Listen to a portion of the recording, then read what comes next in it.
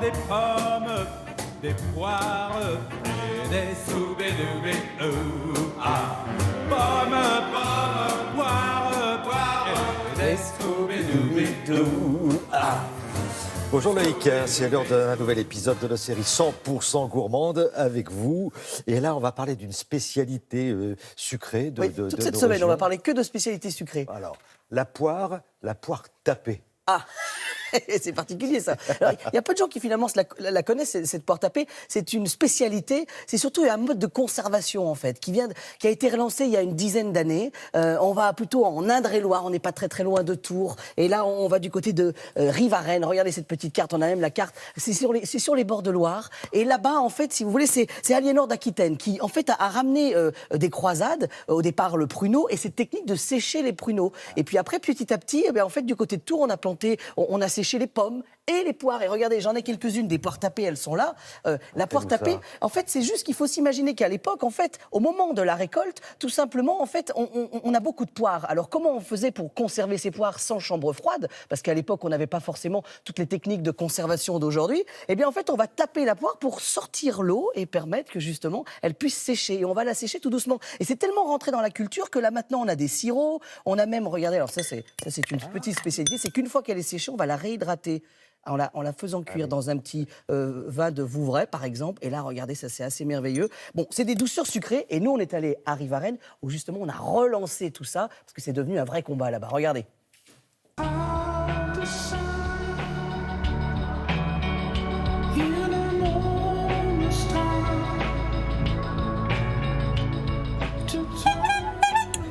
Bonjour Philippe. Bonjour Loïc. Bon, alors Philippe, si j'ai bien compris, on est à la capitale mondiale de la poire tapée, mondiale, complètement. Rivarennes. Pourquoi Rivarennes, capitale de la poire tapée? Ça apparaît avec les fruits cuits de Touraine quand Aliénor d'Aquitaine revient de croisade et qu'elle s'installe à Chinon et à Fontevraud. Il y a un petit engouement ces temps-ci quand même, non? Pour la poire tapée dans les épiceries fines, tout ça, non? On se bouge et puis on innove, on fait plein de produits. La résurrection de la poire tapée.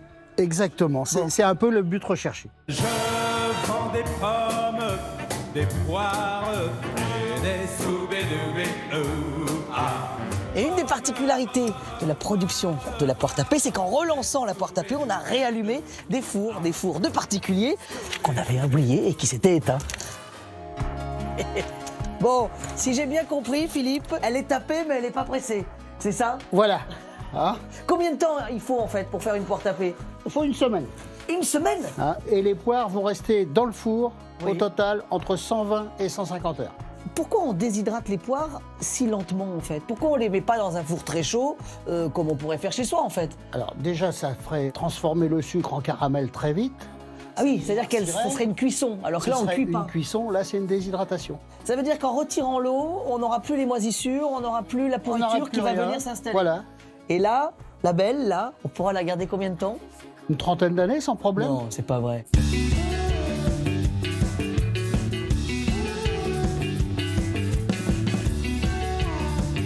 Et alors là, ça y est, Philippe, les poires tapées sont finies. Voilà. Là, il y a combien de kilos là? Là, il y a environ 5 kilos de poires tapées, Ce qui veut dire, 50 kilos de poires fraîches. ces poires tapées, on peut les cuisiner, chef. Alors Florent, Martin, vous êtes où vous? À Tours. Faut remonter. c'est Ouais, ça, faut remonter on un petit la peu. Loire. Ouais.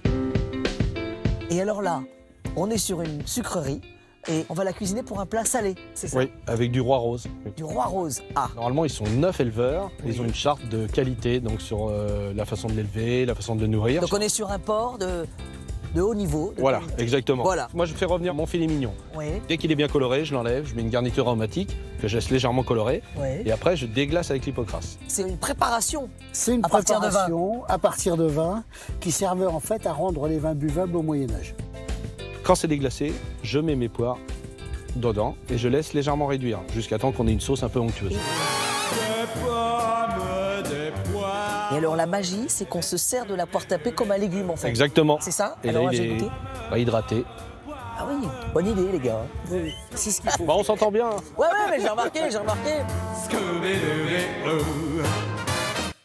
Je voulais qu'on revienne sur le château qu'on a vu au début du Ah bah oui. reportage, qui est magnifique. Ah bah oui, regardez ces images, parce qu'en fait, on est passé en triporteur devant et puis on a trouvé ça tellement magnifique qu'on s'est arrêté et on vous a fait quelques images. C'est le château de Villandry. Alors c'est toujours dans ce coin-là, on est sur les bords de Loire. Et en fait, ce château, il a une particularité, pourquoi je vous en parle? C'est parce qu'en fait, il y a un jardin d'agrément qui est potager, c'est-à-dire qu'il est formé de poireaux, de salades, de choux, qui changent de couleur en fonction de la saison. Et surtout, ce qui est intéressant, c'est quand vous le visitez, le château de Villandry, en repartant, vous pouvez repartir avec des légumes. Donc c'est plutôt sympa. Il y a toujours un intérêt pour le ventre, hein, moi, dans mes visites, hein, normalement. Hein. Ah oui, ça, oui. Bah, là, aujourd'hui, c'était la Voilà. poire tapée. On en reparlera tout à l'heure, Ah bah, Loïc, oui.